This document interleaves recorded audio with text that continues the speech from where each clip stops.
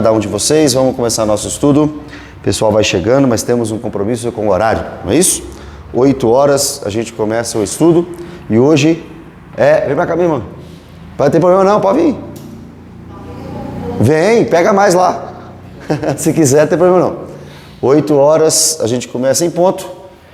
Vamos até as 21 em ponto também, né? Vamos orar para a gente começar? Ore por nós, Vitor. Querido Deus, Pai amado, obrigado, Senhor, por mais uma quarta-feira, Pai, que tivemos a oportunidade de estudar a Tua Palavra. Amém, Senhor. Pai, que em nome de Jesus, o Senhor possa dar ao pastor Mateus para que ele possa, ser um mensageiro da Tua Palavra, que ele possa nos ensinar, nos capacitar, que tudo que ele falar, Pai, seja a Tua voz saindo da boca dele. Tira, Pai, toda a distração, toda a preguiça, que essa aula hoje possa ser para a honra e glória do Senhor. Em nome de Jesus. Amém. Sétima igreja, então, Apocalipse capítulo 3, versículo 14. Apocalipse capítulo 3, versículo 14. A última igreja. E na semana que vem, então, a gente já começa o capítulo 4. E hoje finalizaremos aí a sessão do livro, né, que fala sobre as igrejas, né? Acho que sobre as igrejas nós já ouvimos muito, já falamos muito, muita gente produz muita coisa, fala muita coisa sobre as 7 igrejas, mas sempre a gente está aprendendo alguma coisinha nova, né? Agora, do capítulo 4 para frente, assim, é até um pouco difícil de você ouvir até pregação dentro do livro de Apocalipse e tal. Alguns não se aventuram no livro de Apocalipse, mas é um texto inspirado, um texto de muita esperança, como eu falei, e estamos aqui para pegar ponto a ponto desse livro, para fazer o estudo dele, né? Capítulo 3, versículo 14 diz assim: ao anjo da igreja em Laodiceia escreve. Sempre lembrando que é Jesus dizendo para João o que ele deveria escrever, né? E Jesus dizendo para João, ele diz: agora tem um recado para Laodiceia. Laodiceia era uma cidade muito rica da Ásia Menor. Esta igreja é a igreja mais rica. A igreja de Laodiceia estava em uma cidade extremamente privilegiada. Era uma cidade bastante avançada na medicina. E uma das características da medicina de Laodiceia é que ela trabalhava muito com colírio nos olhos. Tá frio, gente? Tá bom assim? Colírio para os olhos. Era uma cidade que tinha muito, na medicina, um campo avançado. E também era uma cidade com um polo de roupas, mercado de roupas muito avançado também. Então Laodiceia ficava em um ponto extremamente rico e bem sucedido da Ásia Menor. Você sabe que João escreveu esse livro para as 7 igrejas da Ásia Menor, uma província romana que hoje seria a região da Turquia, correto? Então aqui João agora recebe a ordem para escrever para a igreja mais rica, a igreja mais abastada. E tinha um costume judaico, quando nós falamos aqui sobre a história do rico e do Lázaro, que quanto mais rico um judeu era, mais abençoado por Deus ele era. É claro que aqui é grego, é da Ásia Menor, é província romana, não tem nada a ver com esse costume. Mas eu estou dizendo que esse costume continua impregnado em nós. Parece que quanto mais a igreja é rica, Deus está ali mais. Parece que quanto mais a igreja é grande, é maior, é abastada, parece que Deus está abençoando mais ali. Infelizmente nós medimos a bênção de Deus através de situações financeiras. Isso é um absurdo de erro, isso é gravíssimo. Primeiro porque você vai ver que esta igreja de Laodiceia recebe só crítica, e é a mais rica. Só crítica, e é a mais abastada. Pastor, então é pecado uma igreja ser rica? Não estou falando isso, não tem nada a ver com isso. Eu estou dizendo que não é isso que nós medimos. Graças a Deus pelas igrejas ricas. As igrejas ricas, quando ainda estão com o coração fiel na Escritura, podem ser bases para grandes campos missionários, viagens missionárias, trabalhos missionários. Uma igreja poderosa financeiramente pode sustentar viúvas para o resto da vida, pode sustentar órfãos para o resto da vida. Se for nessa situação, ok, glória a Deus. Mas é uma tristeza muito grande, às vezes, percebermos que pessoas ricas e igrejas ricas se perdem um pouco no propósito do dinheiro, da riqueza, né? E a igreja de Laodiceia estava numa cidade muito rica, a mais abastada de todas as igrejas, super poderosa, mas você vai perceber que esse contraste não me parece coincidência, mas nós precisamos realmente tomar cuidado com as riquezas. A Bíblia diz que o amor ao dinheiro é a raiz de todos os males. A Bíblia diz que o homem que quer ficar rico cai em grandes ciladas. Você percebe que o mal da sociedade hoje, muitas vezes, não é o dinheiro, é o amor a ele. E existe um discurso muito bonito, mas que não é prático. Não é pecado ser rico. Verdade, não é. Mas na ânsia de ficar rico, o camarada que diz que não é pecado ficar rico, já está pecando porque colocou a riqueza como objetivo de vida. E às vezes nem percebe, às vezes nem confessa, às vezes já está neste mergulho e já nem está vendo. Por que é que você quer uma igreja maior? Para caber mais pessoas para ouvir o puro evangelho? Que bênção, vou ofertar lá na sua igreja, para a sua igreja ser maior. Mas por que você quer uma igreja maior? Para ficar mais bonitas as fotos no Instagram? Ontem eu conversei com um irmão, é difícil também saber se é verdade ou se não é, mas o que ele estava falando é que na igreja dele estava acontecendo um desespero pelo crescimento. Eu falei, que coisa boa. Mas ele percebeu que não era algo muito saudável, porque eles queriam uma igreja muito grande e muito poderosa, mas a qualquer custo e para bater uma meta. Falei, mas se uma igreja tem metas e na forma pejorativa do que eu estou falando, não fica saudável. O ambiente não fica saudável e você percebe que é aquele negócio, como é que chama? Megalomaníaco. É aquele cara que quer quanto mais melhor, quanto maior melhor, quanto mais poderoso melhor, e perdeu a essência. E esse é o caso da igreja que só recebe crítica. Você sabe muito bem que só recebem elogios duas. Vamos ver se vocês estão lembrando do estudo desde o início. Vou olhar para ninguém, ó. Estou olhando para alguém? Estou olhando para ninguém. Quais das 7 igrejas, vou explicar olhando depois. Das 7 igrejas, só 2. Nem espera terminar. Estou igual eu lá no negócio seu lá, ó. Filadélfia e Esmirna. É verdade. Só 2 igrejas recebem apenas elogio. Filadélfia e Esmirna. Só uma recebe apenas crítica. Laodiceia, a mais poderosa, a maior, a mais rica. É regra? Não. Mas nos faz abrir os olhos. Cuidado com o dinheiro. Cuidado com o amor ao dinheiro. Cuidado com o que o Instagram mostra. Cuidado com o que a rede social mostra. Cuidado com o que você vê por aí. Nem sempre é verdade. Nem sempre é verdade. A Bíblia diz assim: estas coisas diz o Amém. Quem está falando aqui? Quem está falando aqui? Jesus Cristo. E você vê no livro de Apocalipse inúmeros títulos para Jesus. O seu nome é Deus Salva, mas ele tem vários títulos. No Apocalipse, Jesus é chamado de Alfa e Ômega. No Apocalipse, Jesus é chamado de brilhante estrela da manhã. No Apocalipse, Jesus é chamado de leão da tribo de Judá, a raiz de Davi. Aqui ele é a fiel testemunha, soberano dos reis da terra, primogênito dos mortos. Aqui ele é chamado de Amém.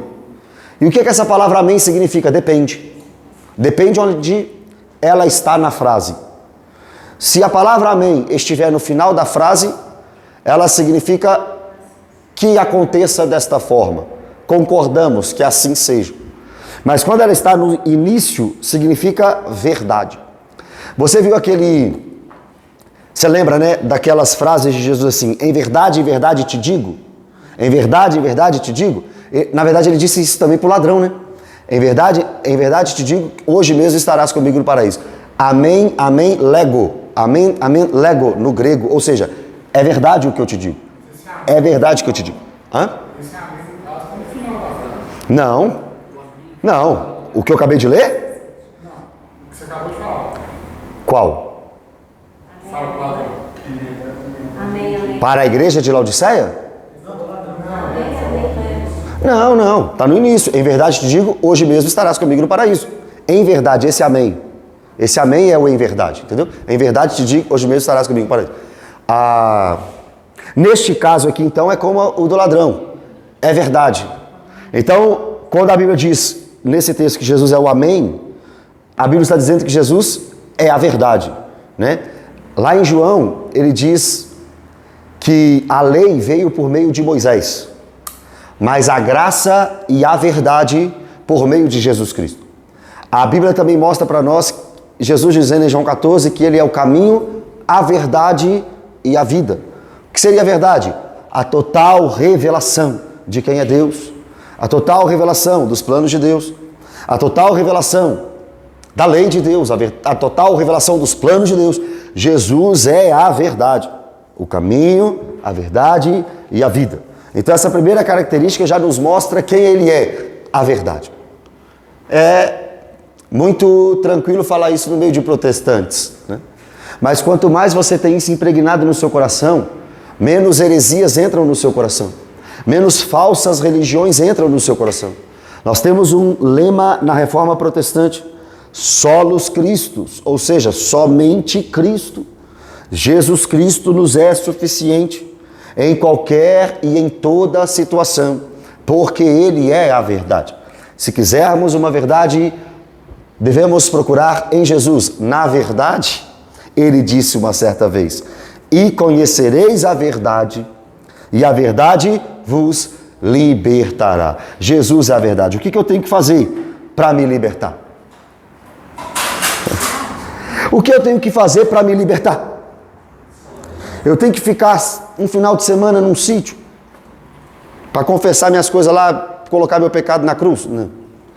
Eu tenho que para participar de rituais? Não.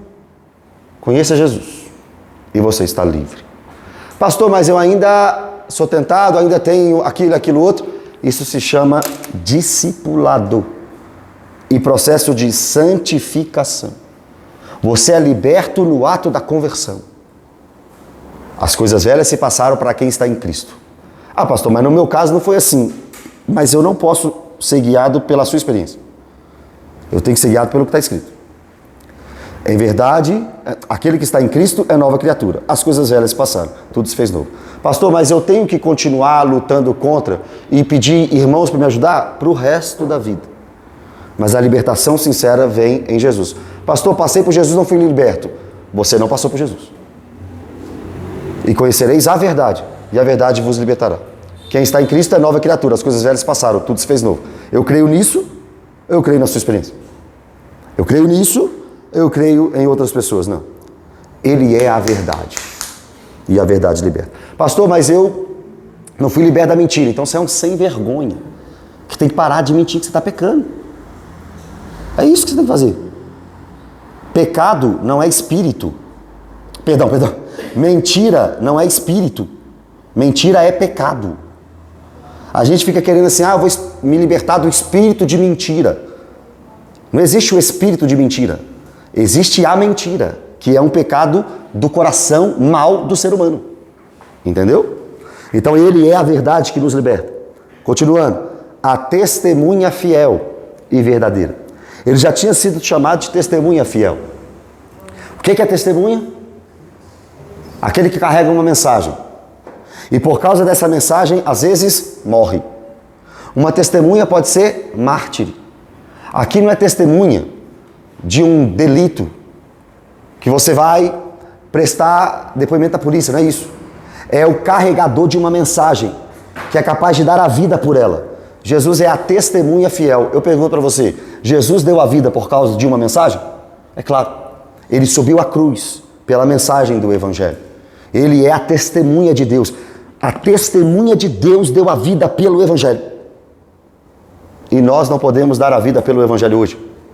Às vezes não queremos mover uma palha naquilo que fazemos e naquilo que trabalhamos e naquilo que pensamos em favor de Deus, em favor do Evangelho. E Jesus é chamado de a testemunha fiel. Ele foi tão fiel que lá no Getsemane ele disse: Senhor, eu não quero. Se possível for, afasta. Orou 3 vezes, tá? Se possível for, afasta de mim este cálice, mas que não seja feita a minha, mas a tua vontade. Olha Jesus, que não seja feita a minha, mas a tua vontade. E o Pai o levou à cruz. E Isaías 53 diz que foi do agrado de Deus moer Jesus na cruz. Foi do agrado de Deus moer Jesus na cruz. Ele é a testemunha fiel. Agora, olha esse texto, olha a continuação. O princípio da criação de Deus. Hoje eu estava conversando com um irmão, amigo, que eu estou assustado com ele até agora. Eu estou achando que ele é testemunha de Jeová. Ele virou para mim e falou assim: Jesus foi gerado. Eu falei: calma, me explica. Do que você está falando? Aí me mandou o texto de Maria, né? Que Jesus, que o anjo disse, Gabriel, né? É o anjo Gabriel? É o anjo Gabriel. Que Maria geraria Jesus do Espírito Santo. Eu falei: meu irmão, o que esse texto está me mostrando é que ele seria encarnado e gerado no ventre de uma virgem. Mas Jesus, como Deus, jamais foi gerado. A Bíblia não diz, os teólogos dizem, eternamente gerado. Alguns pegam Colossenses capítulo 2 e diz que Jesus foi criado por Deus.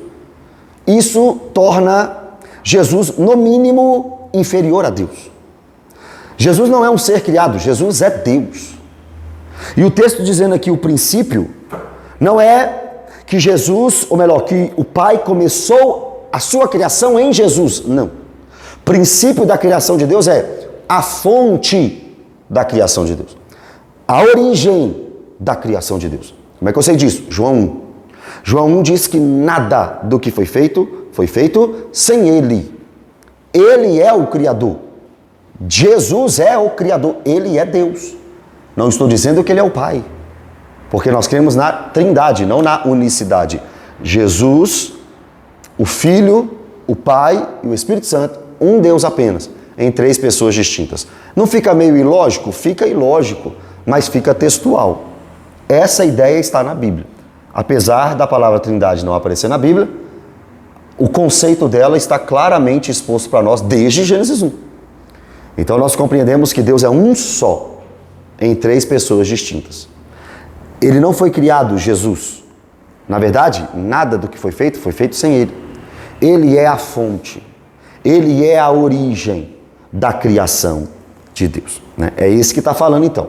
É a total verdade, o que deu a vida de forma fiel, o mensageiro que deu a vida de forma fiel, e a origem, a fonte da criação de Deus. É esse que está pregando para nós aqui. Jesus. Conheço as tuas obras.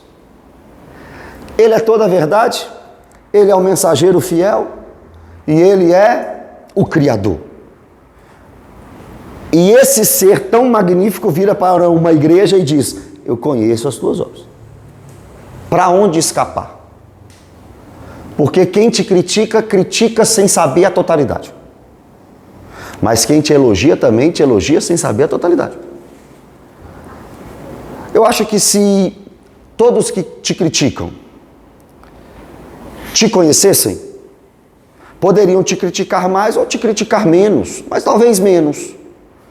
Mas se todos que te elogiam te conhecessem, eu tenho certeza que te elogiariam menos. Não há a menor dúvida disso. Só que nós não estamos falando de alguém que tem metade do conhecimento ou 80% do conhecimento. Nós estamos falando do onisciente. Você sabe que a Bíblia apresenta 3 onis para Deus. Deus tem vários atributos. E alguns atributos Ele compartilhou conosco, obviamente de forma diminuída. Ele ama, nós também amamos, mas não como Ele. Ele cria, mas nós não criamos. Perdão, ele cria, nós criamos, mas não como ele. Ele é o único que não precisa de matéria-prima para criar. Nós criamos a partir do que já foi criado. Agora, existem atributos que Deus não compartilhou, por exemplo. A vida eterna, ele compartilhou. Viveremos eternamente. Mas a sua eternidade, ele não compartilhou. Ninguém aqui é eterno. Todos viveremos para sempre. É diferente. Eterno é não ter início nem fim, só ele. Agora, ele não compartilhou a sua onisciência, a sua onipresença e a sua onipotência. Aqui, neste caso, nós estamos diante do onisciente. Ele sabe de todas as coisas. E esse que sabe de todas as coisas vira para a igreja e diz: eu te conheço. Conheço as tuas obras. Que nem és frio nem quente. Quem dera fosses frio ou quente. Assim, porque és morno e nem és frio nem quente, estou a ponto de vomitar-te da minha boca. Irmãos, por que eu sou batista? Por que eu sou batista? Porque o batista está no meio termo. Não é nem pentecostal quente, nem presbiteriano frio. É isso que esse texto está dizendo? Tem a ver com isso? Uma vez eu fui num lugar, escutei o camarada falando assim: você tem que ser quente. Se você for morno, você vai para o inferno. Tem que ser crente igual um assembleiano. Falar em língua estranha, rodar, girar. Mas se não for também assim, seja então um presbiteriano, completamente firmado na Escritura, só o que está escrito, a palavra, isso tudo. Porque você tem que ser quente ou então você tem que ser frio? Será que é isso que a Bíblia está falando, irmão? É claro que não, tem nada a ver com isso. A cidade de Laodiceia ficava perto de um vale chamado Vale do Rio Lico. Vale do Rio Lico. Mas apesar disso, ela não tinha fonte de águas naturais. Não tinha. Ela precisava de águas passarem por tubulações vindas de outras cidades para poder ser usada em sua cidade. E existiam duas cidades próximas à cidade de Laodiceia, né? Era a cidade de Hierápolis e outra conhecida, porque Paulo não fundou uma igreja lá, outro fundou talvez Epáfras, mas ele escreve uma carta para lá, Colossos. Lembra da carta de Paulo aos Colossenses? Então, a cidade de Laodiceia pegava água dessas duas cidades, Colossos e Hierápolis. As águas de Hierápolis eram águas quentes. Só que como elas passavam pelos tubos, chegava em Laodiceia morna. E a água quente servia para fins medicinais. Mas como chegava morna, já não servia mais para fins medicinais. As águas de Colossos eram águas frias, que serviam para refrescar e dar alívio às dores de pessoas. Mas como passava por tubulação, chegava em Laodiceia morna e já tinha perdido a sua função. O que Jesus está dizendo aqui é: vocês são como a água da cidade de vocês. Não são nem frias nem quentes. Vocês são mornos, sei lá. E não serve para nada, então tem que te vomitar da boca. Uma igreja que não serve para nada, não alivia a dor de ninguém, não dá refresco para ninguém, mas também não cura ninguém. O papel da igreja é dar alívio aos cansados. Porque aqui nós pregamos Jesus, e Jesus diz: vinde a mim, todos que estáis cansados e sobrecarregados, e eu os aliviarei. Mas a igreja também tem o papel em Cristo, de curar e restaurar pessoas. Chega o casamento todo destruído, vamos trabalhar naquele casamento. Chega o viciado em droga, vamos trabalhar naquela pessoa. Chega quem está desanimado, em depressão, a ponto de se matar, vamos cuidar daquela pessoa. Chega quem não tem nada para comer, vamos dar o que comer. Chega o morto em seus delitos e pecados, vamos pregar o Evangelho. Vamos, aspas, em Cristo, tudo pelo poder de Cristo, vamos ressuscitar essa pessoa. Vamos pregar o Evangelho, vamos falar de Deus. Agora, se uma igreja não prega o Evangelho, não cura doente, principalmente espiritual, e também não é um lugar em que as suas ou os seus fardos podem ficar mais leves, essa igreja perdeu o sentido. Essa seria a função de Laodiceia, mas ela não estava fazendo a sua função. E Jesus diz: era para ser crente é para ser. Era para ser quente ou frio. Mas não é quente nem frio. Então, morno, uma igreja morna, tem que ser vomitada da minha boca. Estou a ponto de fazer isso. A ponto. Ele não fez. Estou a ponto. Eu não estou lembrando se é Miqueias ou Naum. Tem um profeta menor, um dos profetas menores, Deus falou para eles assim, olha, para ele: as suas reuniões solenes me enojam. Traduzindo, vocês estão reunindo aí para cultuar e eu estou com nojo do culto de vocês. Deus falou isso. Deus falou isso para um povo de Israel. Para outro ele diz: esse povo me honra com os lábios, mas o coração está longe de mim. Pastor, mas eu estou aqui todo domingo, talvez Deus está com nojo do nosso culto. Pode estar, ué. Pastor, mas a igreja está tão linda, está maravilhosa, mas Deus pode estar enojado. Pode estar como a de Sardes, parecendo que está bonita, mas está morta. Qual é a prioridade da igreja? O que é mais falado na igreja? O que é mais priorizado na igreja? O que é priorizado? O que tem que ser priorizado, irmãos? A palavra, o evangelho, o ensino, o amor. É isso que tem que ser priorizado numa igreja. Não entretenimento, não busca por satisfação pessoal.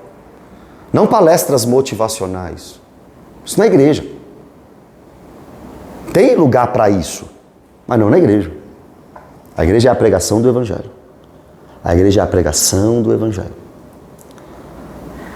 Jesus está a ponto de vomitar a Laodiceia. E eu temo que ele esteja a ponto de vomitar a gente também. A gente que eu falo é a igreja brasileira como um todo. Mas as máscaras já estão caindo. Mas o juízo está chegando. Pedro disse que o juízo começa pela casa de Deus. E como eu queria que já estivesse em juízo, todos nós queríamos. Porque quem vive a verdade não teme o juízo de Deus, irmão. Estou falando juízo condenatório para inferno, não. Estou falando castigo de Deus pelos erros da igreja. Não teme.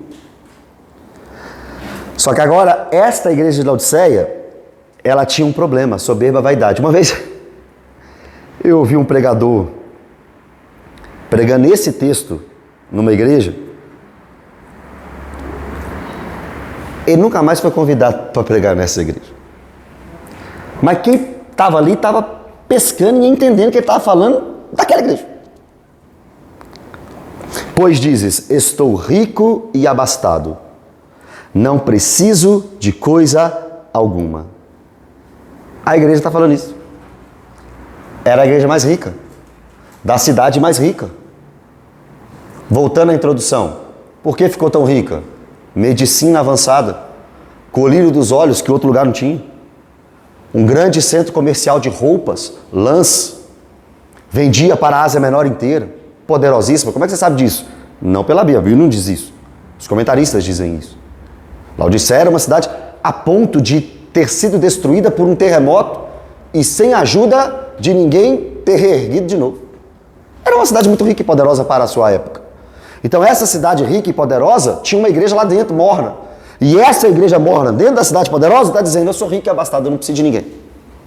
Eu não preciso de mais nada. Olha o que eu construí. Olha o meu império. Vou precisar de igrejinha pequena? Eu sou Laodiceia. Vou valorizar pastorzinho que não tem nem ensino médio? Sou Laodiceia. Vou valorizar a igreja com 50 membros? Sou Laodiceia.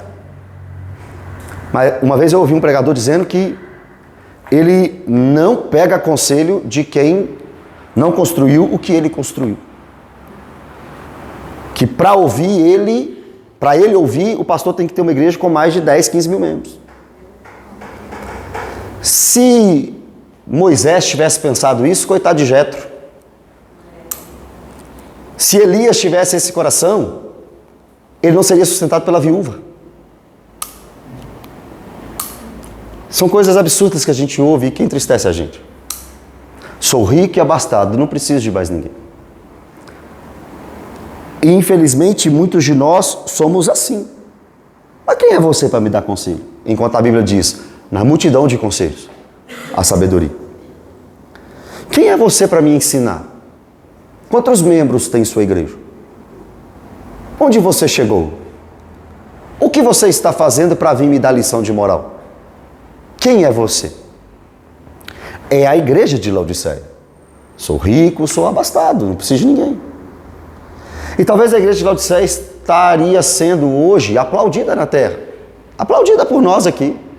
Olha a igreja de Laodiceia, rica e abastada. Quero ser como a igreja de Laodiceia. Eu quero o modelo da igreja de Laodiceia na minha igreja.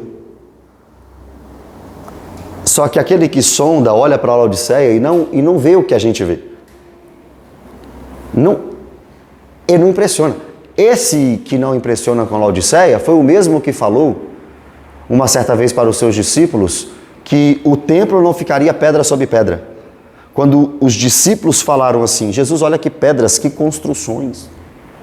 E Jesus disse, está vendo tudo isso? Não vai ficar pedra sobre pedra. Deus não se impressiona com aquilo que a gente impressiona. Não se impressiona. Ô irmão, nós não estamos precisando ser mais amigos de Jesus, não? Eu acho que a maturidade, ela vai fazendo você desapegar dessas coisas. Desapegar. Nem tudo que o homem aplaude, essa é velha, né? Mas, assim, mas nem tudo que o homem aplaude, Deus aplaude. Nem tudo que a terra aplaude, o céu aplaude. Laodiceia, poderosa e rica e abastada. É problema? Não. É pecado? Não. Falei, voltando. Se uma igreja rica ajudar missionário, se uma igreja rica cuidar de viúva, se uma igreja rica fizer a obra, glória a Deus para a igreja rica. Inclusive eu tenho exemplos disso, conheço algumas igrejas abastadas que ajudam. Mas conheço muitas igrejas também ricas e abastadas que estão assim, somos ricos e abastados. Só olha a reunião. Olha a reunião. Dos grandes encontros dos chefes. Compramos um galpão de 800 mil metros. Agora nós estamos arrancando isso, avançando isso. Não é isso. Igreja não é isso. Evangelho não é isso. Aí Jesus diz assim, ó. E nem sabes. A pessoa está tão mergulhada na ganância, na vaidade, na soberba, que ela nem sabe mesmo que ela está errada. Tem gente que acha que está certo. Mente, é o que a Bíblia diz, cauterizada.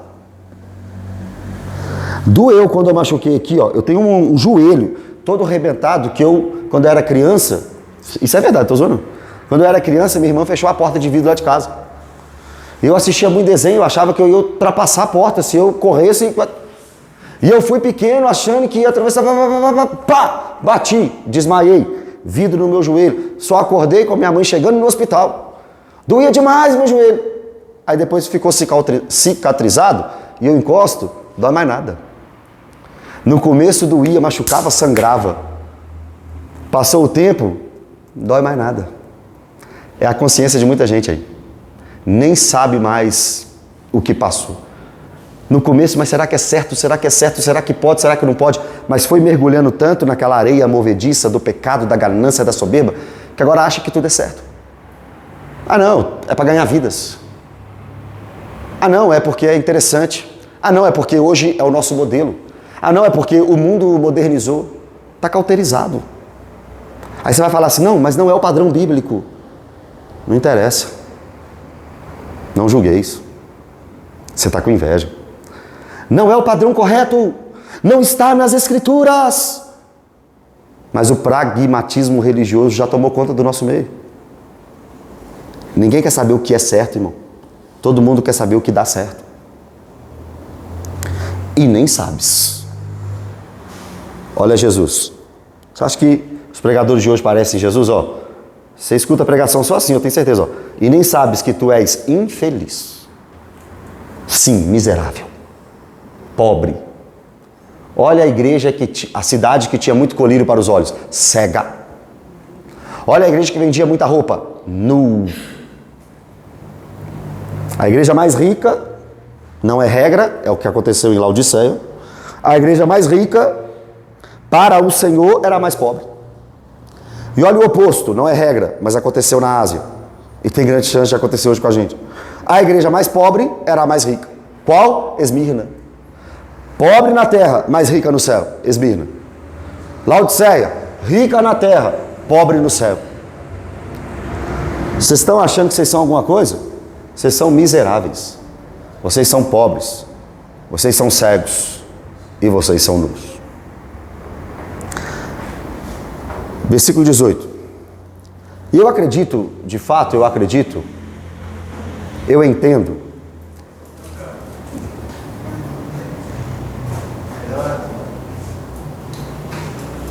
Eu entendo que o versículo 18 em diante não seja ironia de Jesus. Não é ironia.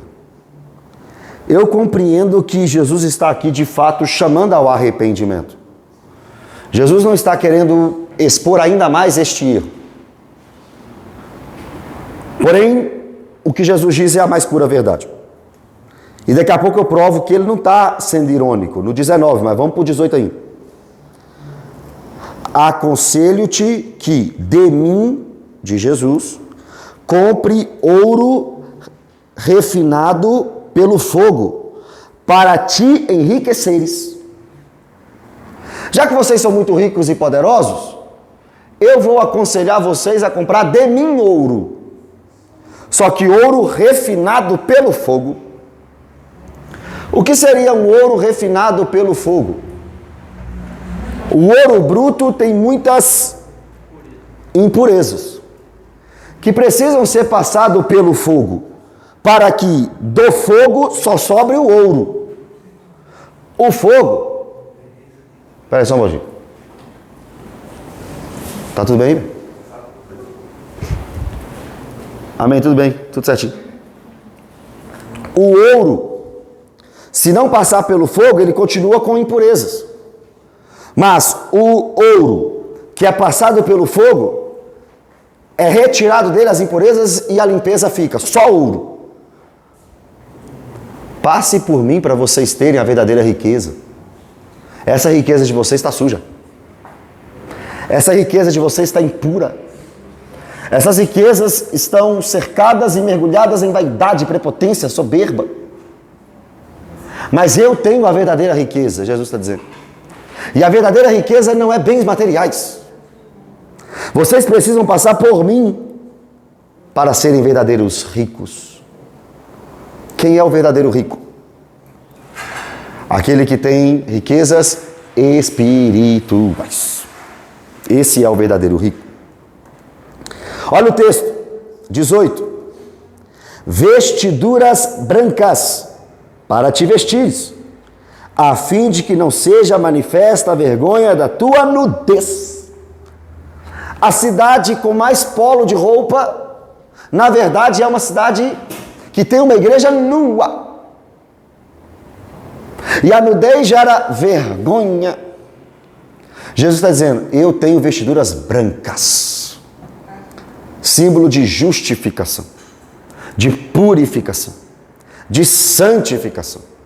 O que aquela igreja precisava não era de roupas bonitas por fora, mas a roupa branca da justificação, da santificação.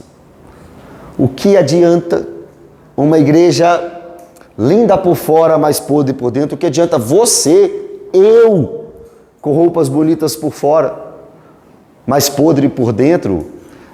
Jesus, que não é o Jesus que alguns pregam aí, o Jesus da Bíblia diz, na cara do fariseu, de alguns, vocês são sepulcros caiados. São bonitos por fora, mas está podre por dentro. Se alguém olhar, acha que está a melhor vida do mundo, mas não está, lá dentro não está. O que é um sepulcro caiado? É uma sepultura pintada. Cal, aqui é tinta. Colocou tinta lá na sepultura, mas o que tem lá dentro? Corpo apodrecendo. Minha avó falava assim, por fora bela viola, por dentro pão bolorento. Alguém já sabia aí com você. Por fora... bela viola e por dentro pão bolorento. Pois é. Não. Meu Deus. Hoje é hoje, hein? Deixa. Uma vez eu quebrei um copo numa igreja que eu estava pregando. É porque eu derrubei o copo de água aqui agora. Uma vez eu derrubei um copo pregando. Uma vez eu derrubei um púlpito pregando de uma igreja. Então não tem problema não, tá tudo certo. Escuta, o que adianta? Vestes maravilhosas, mas por dentro... Irmãos, e ele começou dizendo, eu conheço as suas obras. Jesus, ele tem um olhar de fogo, né? Os olhos como de fogo, que é como se fosse um raio-x. Ele penetra. Todos estamos nus diante de Deus no culto. Obrigado. Ele sabe a intenção. Ele sabe o porquê. Ele sabe como é que a gente está. Irmãos, vamos pedir a Jesus para fazer um diagnóstico da nossa igreja, Lagoinha Mangabeiras. Vamos pedir a Jesus para escrever uma carta para a gente. Vamos pedir a Jesus para falar quais são as nossas obras. Quais são as nossas obras? Agora, olha o finalzinho.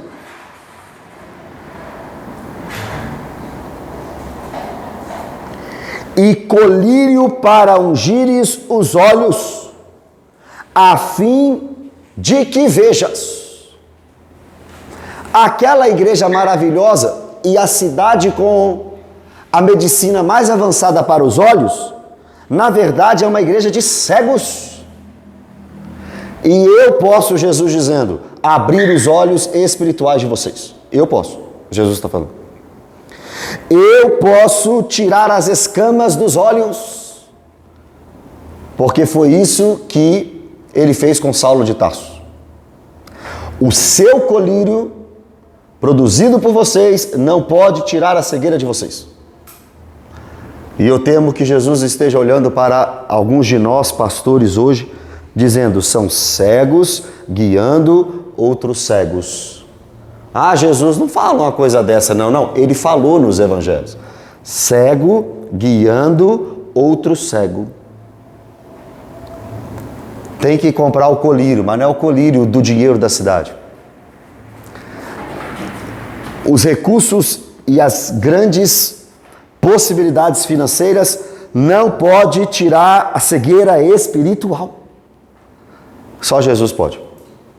Eu não sei se vocês já passaram por essa experiência, mas para mim foi muito chocante.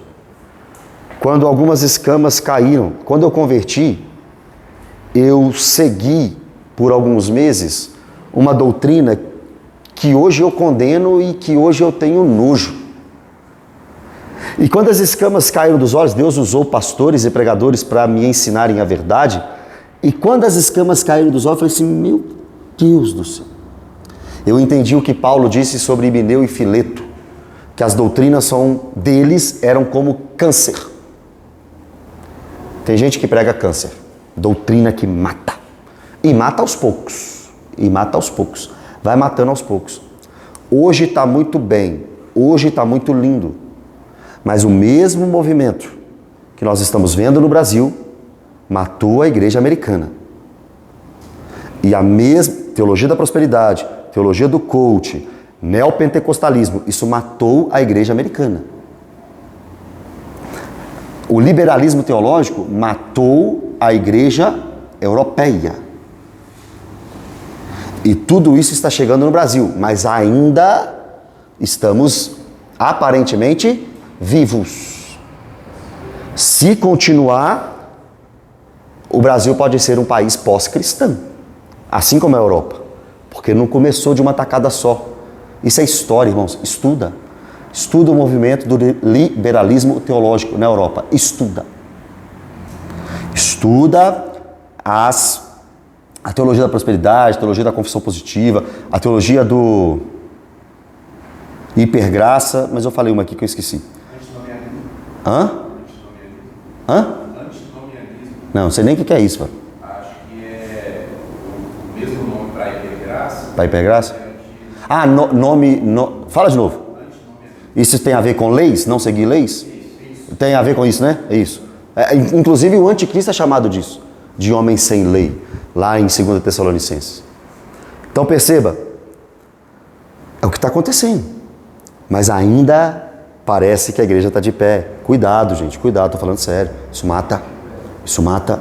É por isso que Efésios 2:20, Efésios 3:5 e Atos 2:42, a igreja foi chamada para viver na doutrina dos apóstolos. Na doutrina dos apóstolos. Se sair da doutrina dos apóstolos e formos para o modernismo,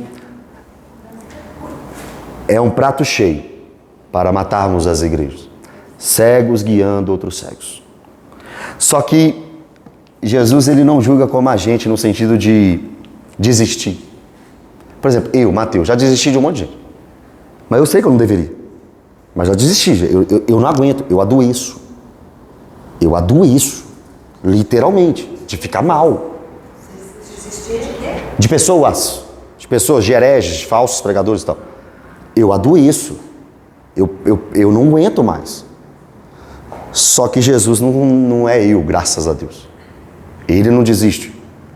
Porque ele diz assim, olha, eu repreendo e disciplino a quantos amo. Não dá para entender.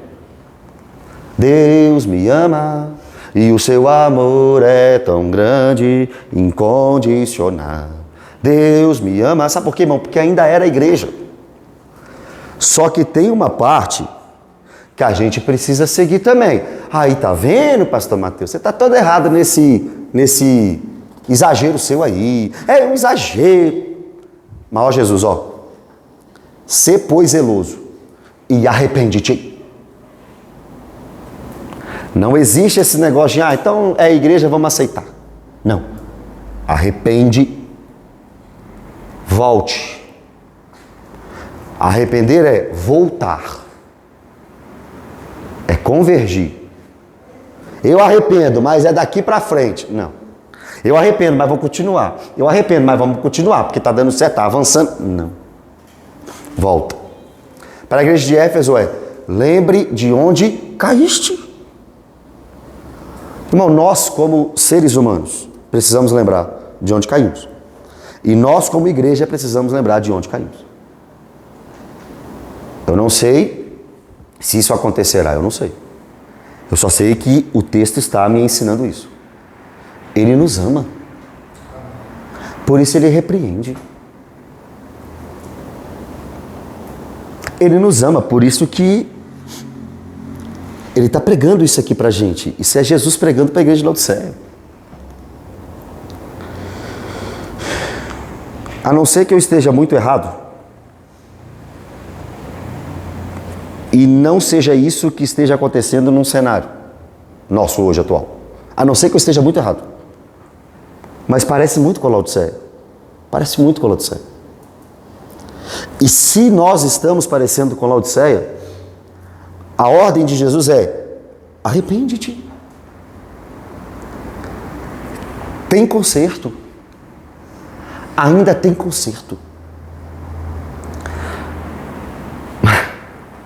Mas quem sou eu para pregar isso num culto de estudo bíblico? Só que pessoas muito maiores do que eu e pessoas muito mais influentes também já pregaram e ainda não resolveu. Isso deveria ser pregado para o Brasil inteiro, com todos os pastores sentados, os líderes das igrejas sentados ouvindo isso. Volta com a sua igreja, volta com o seu povo, arrepende. E aí o versículo 20 é um versículo muitas vezes fora de contexto por alguns, né? Porque você está percebendo que Jesus está chamando uma igreja para a comunhão. Esse texto do versículo 20 pode ser usado hoje? Deve. Mas não como é usado muitas vezes. E eu vou explicar uma diferença. Vou ler e vou explicar. Eis que estou à porta e bato. Né? Se alguém ouvir a minha voz e abrir a porta, entrarei em sua casa e cearei com ele e ele comigo. Então perceba. Não parece não. É um convite à comunhão. Esse texto é um convite à comunhão. Esse texto é um convite para nos assentarmos num banquete com Jesus. Esse texto é um texto para que quem o ouvir ou ler volte à intimidade com Deus. Volte à intimidade com Deus. Porque às vezes nós pregamos esse texto para um incrédulo, por exemplo. Olha, Jesus está na sua porta, mas está batendo no seu coração, mas você tem que abrir para ele. Se você não abrir o coração para Jesus, ele não vai entrar. Aí fala assim que Jesus é um homem educado lá, como é que fala? Gentleman. Isso aí. Porque Jesus, se você não abrir a porta, ele não entra. Não é isso que o texto está dizendo. Primeiro, igreja. Para a igreja.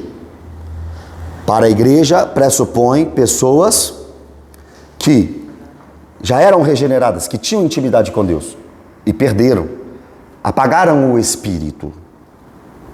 Para o ímpio, a gente não fala isso, porque o ímpio tem um coração fechado para Deus, e se o próprio Deus não abrir, quem vai abrir? Se ele está morto em seus delitos e pecados.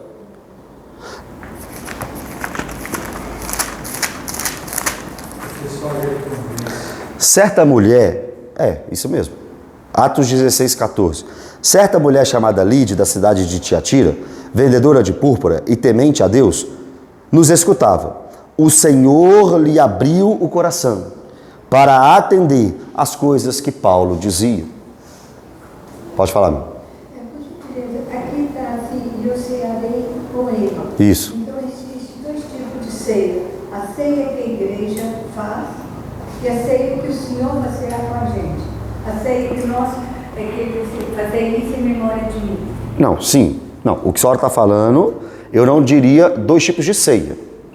Mas é verdade, são dois momentos. Primeiro, a igreja ceia em memória dele, etc, etc. Nesse texto não é uma ceia escatológica, esse texto é voltar à comunhão. Mas o que a senhora está falando é verdade, porque hoje nós lembramos dele no sacrifício da cruz, só que vai chegar um dia em que cearemos com ele. Apocalipse 19, Jesus disse que não comeria do fruto da videira até vir em glória. Então nós temos o convite às bodas do Cordeiro. Isso acontecerá na vinda gloriosa de Cristo. Ok? Não é o assunto desse versículo, mas é uma verdade, o pessoal está falando, entendeu? Atos 16, 14, o nosso Deus abriu o coração de Lídia para ela ouvir, né? Em Atos 2, 47, a igreja está pregando, está sendo igreja, e o Senhor acrescentava dia a dia os que iam sendo salvos. Em Atos 13, 48, iam crendo aqueles que Deus chamava para a salvação. Em Atos 2, Pedro pregou e disse no final que a promessa do Espírito Santo é para todos aqueles que o Senhor chamar. Efésios 2, eles estão mortos em seus delitos e pecados e Deus dá vida. É assim que Deus trabalha com um ímpio. Deus não está lá assim na porta do ímpio assim, ímpio, se você quiser deixar eu entrar aí, eu... Não.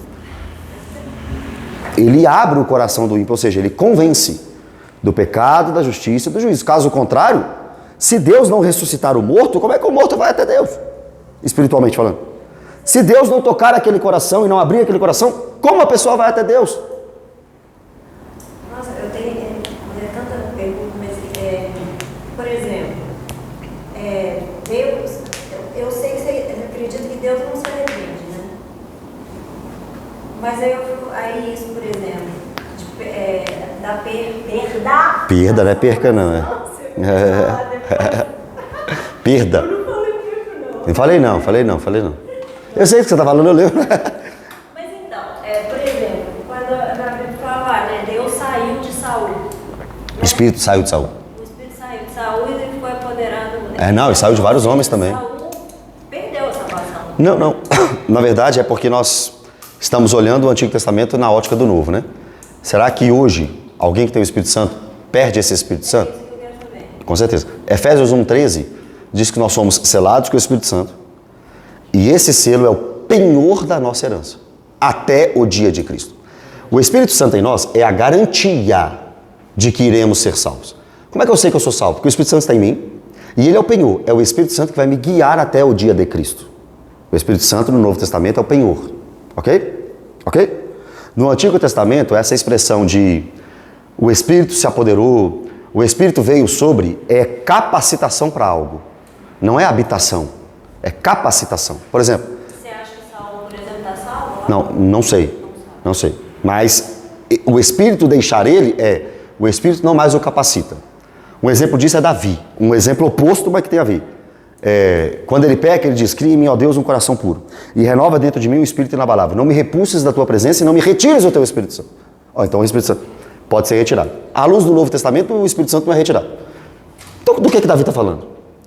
O próprio contexto me mostra que Davi não está preocupado em perder a salvação. Porque ele diz: restitui-me a salvação? Não.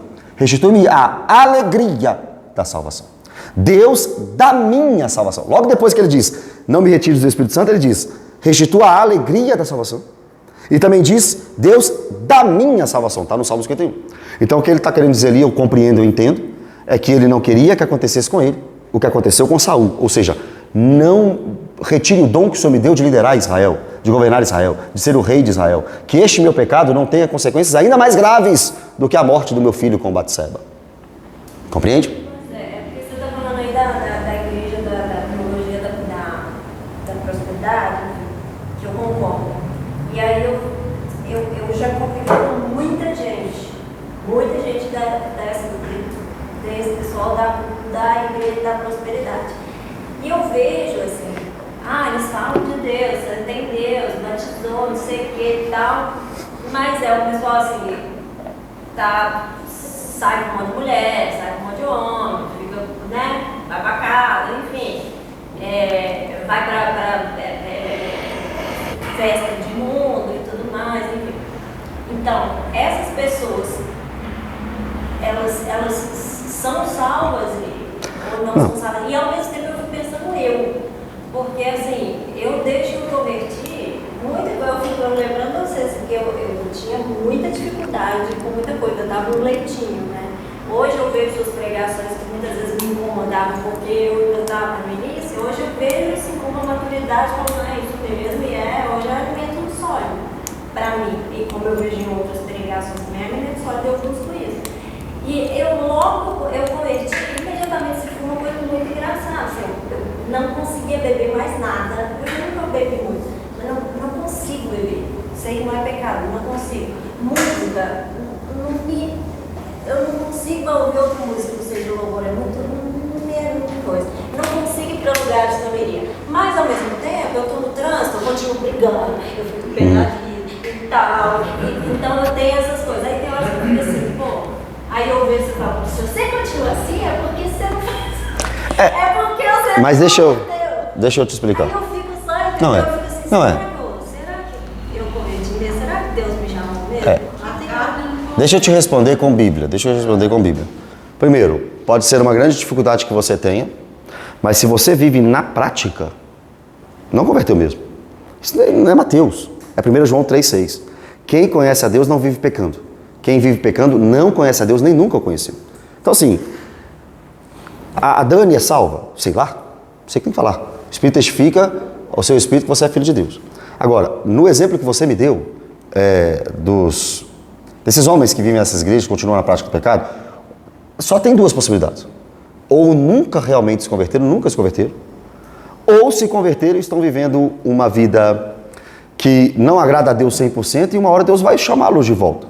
Só tem duas possibilidades. Eu não sei, eu não posso dizer a vida de cada um. Agora, a árvore também é conhecida pelos frutos. Então, se um camarada não vive vida de santidade, duvide da conversão. Se você não vive uma vida de santidade, eu, Mateus, duvide da conversão. Porque a conversão, ela gera santificação. Não tem como associar. Tem gente que diz, foi justificado, mas a santificação não foi assim com Zaqueu, não foi assim com Saulo, não foi assim com a mulher adúltera, não foi assim com Maria Madalena, não foi assim com nenhum exemplo bíblico. Com nenhum. Todos que convertiam mudavam de vida. Esse camarada se desviou e voltou, filho pródigo, tem exemplo bíblico. Agora, vive na prática do pecado, contumaz. 1 João 3,6. Quem conhece a Deus não vive pecando. Quem vive pecando não conhece a Deus, nem nunca o conheceu. Esses camaradas vivem no pecado e isso não os incomoda, eles continuam. Não tem condições. Mas deixa eu terminar, depois eu volto a conversar com você, que eu tenho só mais um minuto. Então o versículo 20 é esse, e aí uma promessa maravilhosa no 21 e no 22. Ao vencedor dar-lhe-ei sentar-se comigo no meu trono, autoridade. Assim como também eu venci e sentei com meu Pai no seu trono. Então a ideia é a oração de Jesus em João 17. Da mesma forma que ele é um com Deus, João 17, que eles sejam um comigo. Jesus está dizendo que quem vive, lá em João 17 aqui, que quem vive em santidade, quem está com Jesus, tem a intimidade com Jesus que Jesus tem com o Pai. A intimidade que Jesus tem com o Pai. A unidade que Jesus tem com o Pai. Como quem está em unidade com o Pai vive na prática do pecado. Não tem, é inconcebível. Vivemos na graça. Paulo diz, como é que viveremos pecando na graça? Romanos 6. Se já morremos para o pecado. A graça me matou para o pecado. Romanos 6 e Romanos 7. Então não tem condições. Ser de santo porque eu sou santo. O Espírito Santo como santificador, 1 Pedro 1, 2. Não existe cristão na prática do pecado. Existe cristão que peca, lógico. Mas na prática do pecado, esses dias estourou uma bomba de um pastor adulterando, traindo a esposa há 18 anos. Há 18 anos no mesmo pecado. Mas Davi adulterou, pastor. Quantas vezes? Depois que Natão o repreendeu, me mostra mais um adultério de Davi. Me mostra mais um adultério. Não tem. 22. Quem tem ouvidos, ouça o que o Espírito diz às igrejas. Há 7 igrejas lá. Mas para nós também. O que o Espírito diz para nós também. Amém, irmãos? A igreja de Laodiceia é uma igreja que... Eu estou quase achando que a data de Apocalipse é 2025. Eu estou achando que foi. Escrito ontem. Por causa da carta de Laodiceia. Que Deus tenha misericórdia de nós e nos perdoe. Amém? Não, sim, não cabe. Não cabe, mas dá para saber quando foi escrito. Mas eu queria citar aqui... Davi, Eu queria citar aqui, apenas completar isso aí que eu falei, mas é porque eu vi que o Trump, se não me engano foi ontem, ele declarou lá que a América não precisa de ninguém. Né? Sendo que foi um evento maravilhoso, assim, oração, filho do Billy Graham, né, assim, louvando a Deus, um evento realmente apresentando, né, a Deus. Mas é aquela coisa, né, não significa só porque é uma igreja rica, né, aos olhos do homem, que ela, na verdade, ela pode ser morta, né, pode ser... Com certeza. Vem para cá, meu irmão, vamos tirar uma foto. Irmã Esther, senta aqui só para a gente tirar aqui a foto nossa.